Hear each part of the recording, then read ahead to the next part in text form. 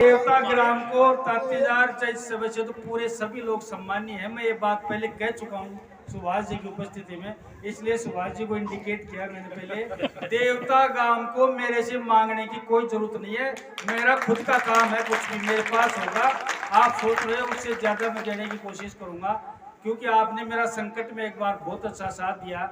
ये बात बाहर जाती है ना तो थोड़ी बात मुझे नुकसान होता है, ये बात सत्य है, लेकिन दिल की बात है तो दिल से ही करेंगे, घुमा फिरा के नहीं करेंगे। राजनीति में जो आपने कहा है उससे ज्यादा देने की कोशिश करेंगे। घोषणा करना और ताली बजवाना ये बातें तो गई आए जमाने की बात होगी। आजकल सब कुछ रिकॉर्ड होता है कि धर्मपाल ने क्या कहा था, फलाने नेता ने क्या कहा था। आप लोग उम्मीद रखो, विश्वास रखो, आपने जो बात बताई है उससे भी ज्यादा प्रयास करने का प्रयास करेंगे। ये मैं निश्चित रूप से इस वार्षिक उत्सव के माध्यम में इस आपके विद्यालय प्रांगण में कहकर आप लोगों से कहना चाहता हूँ, पुरजोर तरीके से आपसे निवेदन करना चाहता हूँ, आपकी उम्मीदों पे खरा उतरेंगे, निश्चित रूप से खरा उतरेंगे। रही दूसरी बात, आप इतनी बड़ी संख्या में सोलपुरा ग्राम में उपस्थित हो, निसंदेह आपकी रुचि चाहे वो स्कूल के प्रति हो, चाहे हम जैसे राजनीतिक क्षेत्र में काम करने वाले लोगों के प्रति हो, इतनी संख्या अमूमन मिलती नहीं है। और जब से महिलाएं बैठी हैं, एक भी महिला उठ के नहीं गई है, एक भी व्यक्ति उठ के नहीं गया। आप लोग इस विद्यालय के प्रति प्रेम करते हो, आने वाले सभी जो जनप्रतिनिधि हैं उनके भी लिए प्रेम करते हो, इसमें भी कोई संदेह नहीं है। मैं पुनः एक बार इन बच्चों को आशीर्वाद देते हुए इतना ही आपसे निवेदन करता हूँ। मैंने दोनों तरफ मेरे शिक्षाविदी बैठे हैं, राजकुमार जी बैठे हैं, पीओ साहब बैठे हैं, सनोज जी बैठे हैं, सब लोगों ने यही बात की। राजकुमार जी ढाका बैठे हैं, हमारे पुराने मित्र हैं, हवा सिंह जी ढाका बैठे हैं, पुराने मित्र हैं। इन्होंने कहा कि साला का इस विद्यालय का जो स्टाफ है वो बहुत शानदार है, बहुत अच्छा स्टाफ है, और उस स्टाफ जितना शानदार है उतना ही गांव वाले इन स्टाफ को कोऑपरेट करते हैं, उतना सहयोग करते हैं। ये बात मैं सब जगह कहता हूँ। वार्षिक उत्सव में सबसे बड़ा अगर कोई मंदिर है इस दुनिया में, इस धरती पर, मैं राजस्थान, हिंदुस्तान, खेतड़ी और जुनून की बात नहीं करता, सबसे बड़ा अगर कोई मंदिर है और जहाँ पे भगवान रूपी ये मूर्तियां छोटी छोटी बैठी हैं, वो उस मंदिर से बड़ा यानी विद्यालय से बड़ा कोई मंदिर नहीं है धरती पर। क्योंकि वहाँ पर तो हम अनेक देवों की पूजा करते हैं, यहाँ तो वो देवता बैठे हैं जो हमारे परिवार से निकल के आते हैं, छोटे छोटे बच्चे जो हमारे सपने हैं उन सपनों को साकार करने वाले मूर्त रूप से बैठे हैं यहाँ पर। देवता से तो हम विनती करते हैं तो पता नहीं कितने दिन में देता है, जैसे मुझे ही 25 साल में दिया है, मैंने कितने देवताओं से विनती करी। और ये तो आपको 20-25 साल होते हुए अगर सही संभाल ले जाओगे और सही पढ़ा लिखा ले जाओगे तो समझदार होते ही आपको वरदान देना शुरू कर देंगे और आपके गांव घर में और गांव में खुशहाली लाना शुरू कर देंगे। तो इससे बड़ा कोई मंदिर नहीं है, विद्यालय से बड़ा कोई मंदिर नहीं होता है। अगर आपके पास कोई भगवान ने कुछ दिया है और आप संपन्न हो तो निश्चित रूप से अगर विद्यालय का काम आए तो मैं खुले रूप से कहना चाहता हूँ, गांव वालों को भी कभी कंजूसी नहीं करनी चाहिए। जिसकी हाथी की हैसियत हो उसको मन का सहयोग करना चाहिए और जिसकी कीड़ी की हैसियत हो उसको कण का सहयोग करना चाहिए।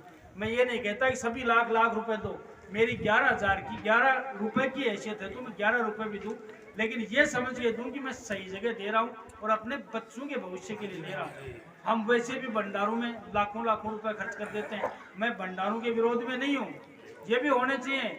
हमको धार्मिक अनुष्ठान भी करने चाहिए और धर्म की जड़ को भी हरी रखना है हमको, लेकिन विद्यालय में जितना सहयोग करोगे निश्चित रूप से आप अपनी पीढ़ी के लिए सहयोग कर रहे हो, आप अपनी पीढ़ी के भविष्य के लिए सहयोग कर रहे हो।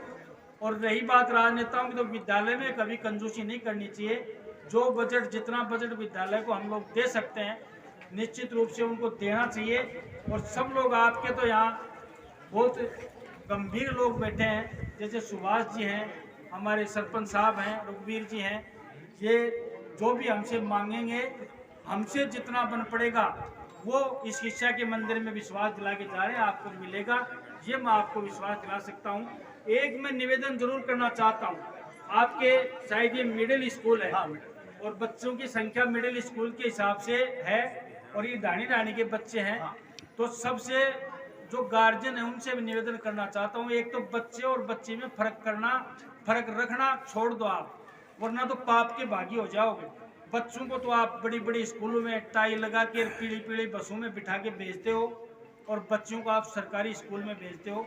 ये आप लोगों का पाप का भागी हो आप लोग, मैं कहना चाहता हूँ। मैं निश्चित रूप से जो माँ बाप बच्चे और बच्चे में फर्क करता है उसको जवाब देना पड़ता है भगवान के यहाँ जाके, क्योंकि वही बेटा मेरे माँ के पेट से पैदा होता है और वही बेटी माँ के पेट से पैदा होती है। माँ बाप को कभी बच्चे और बच्चों में फर्क नहीं करना चाहिए। आप बच्चे को जितनी सुविधा देते हो, बच्ची को सुविधा देके देखो, आपके सपनों को 4 चांद लगा देगी बच्ची। ये बात आप मेरी लिख लेना, ये बात आप रिकॉर्ड कर लेना। बच्चियों को तो अगर व्यवस्था दोगे तो निश्चित रूप से बच्ची, हमारे पुराने जमाने में कहते थे बच्ची को पढ़ा लिखाने से क्या फायदा, बच्ची को पे खर्च करना तो दूसरे के खेत में पानी देना है। बच्ची 2 घर सुधारती है, एक माँ बाप का सुधारती है, एक ससुराल का सुधारती है। इसलिए ये जमाना चला गया। हाथ जोड़ के कहता हूँ, दोनों को समान खिलाओ और दोनों को समान पढ़ाओ, पाप के भागी मत बनो। और जो शिक्षक और शिक्षिकाएं हैं उनसे मैं हर जगह कहता हूँ, ये मेरी बात वायरल भी होती रहती है इसलिए नई बात भी नहीं है। जो शिक्षक और जो शिक्षिकाएं हैं इस बात का ध्यान दें। आप बच्चों को तैयार करते हो तो सिर्फ 90%, 99%, 98% के लिए तैयार ना करें। आप अगर इनको अंक की मशीन बना दोगे, पैसे कमाने की मशीन बना दोगे, तो ना तो उस माँ बाप के लिए अच्छा बच्चा तैयार कर रहे हो, ना गाँव के लिए।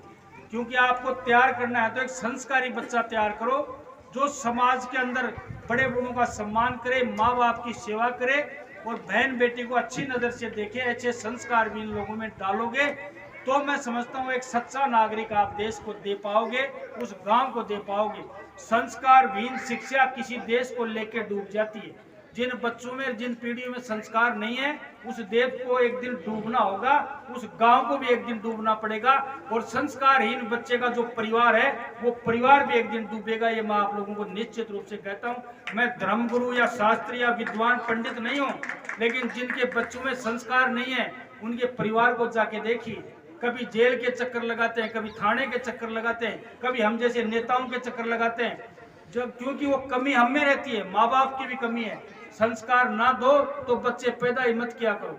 संस्कारहीन पीढ़ियां गांव के लिए, परिवार के लिए, देश के लिए, प्रदेश के लिए सबसे बड़ी घातक हैं। और आगे जाके जो देश इस दुनिया में डूबेगा वो संस्कारों की वजह से डूबेगा। और हमारा भारत संस्कारवान देश है, इसमें संस्कारों पे चलता है, संस्कारों के मूल्य पे ये देश चलता है।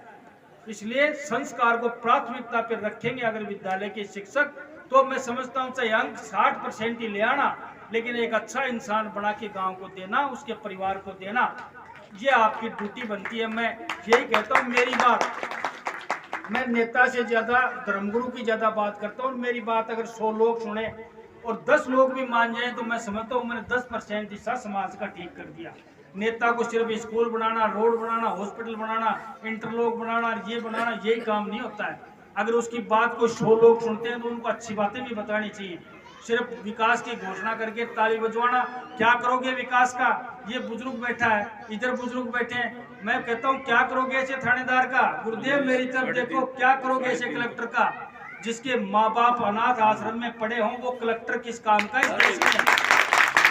जिसके माँ बाप शाम को भूखे सोते हैं और आंखों में आंसू लेके रोते रहते हो, क्या काम का ऐसा थानेदार? क्या काम का ऐसा मास्टर? कम कमा लेगा, कम खा लेगा, लेकिन परिवार को साथ लेके चलेगा।